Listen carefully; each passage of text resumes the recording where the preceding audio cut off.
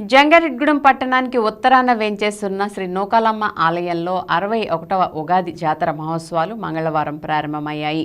దీనిలో భాగంగానే గ్రామదేవత గంగానమ్మ అమ్మవారి ఆలయం వద్ద నుంచి నూకాలమ్మ అమ్మవారి ఆలయం వరకు శోభాయాత్ర నిర్వహించారు. ఈ శోభాయాత్రలో మహిళలు పెద్ద సంఖ్యలో పాల్గొని పట్టు వస్త్రాలు, మంగళ ద్రవ్యాలు, బోనాలు, పుణ్యనది జలాల సహస్ర కలశాలను శిరస్సుపై ఉంచి భక్తిభావంతో ముందుకు సాగారు. అదేవిధంగా శ్రీ కామ్యపురం దత్తసాయి ఆశ్రమం ప్రతినిధి స్వామి అనగానంద ఈ శోభాయాత్రలో పాల్గొన్నారు. తొలుత గ్రామదేవత గంగానమ్మను దర్శించుకుని ప్రత్యేక పూజలు జరిపారు. అనంతరం నూకాలమ్మ ఆలయంలో ప్రవచనాలు వినిపించారు. ఈ సందర్భంగా అనగానంద స్వామీజీ మాట్లాడుతూ ఉగాదిని పురస్కరించుకుని పట్టణ ప్రజల శ్రేయస్సును కోరుతూ శోభాయాత్ర నిర్వహించడం ఎంతో శుభ పరిణామమని అన్నారు.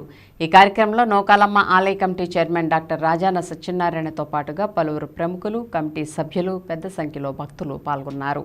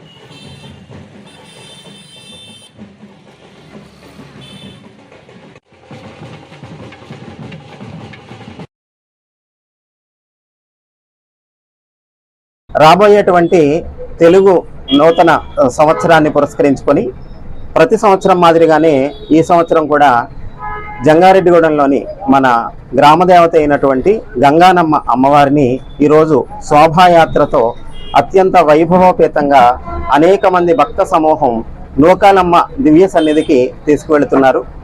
ఈ శోభాయాత్రతో గంగానమ్మ అమ్మవారు నూకాలమ్మవారి దివ్య సన్నిధికి చేరిన తర్వాత అక్కడ లోక కళ్యాణార్థమై అనేక కార్యక్రమాలు జరుగుతాయి.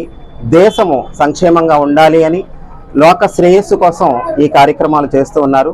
అందరూ ఈ కార్యక్రమాలలో ఇతోధికంగా పాల్గొని అమ్మవారి కృపకు పాత్రలవుతారని ఆశిస్తూ అందరికీ శుభం భూయాత్. మన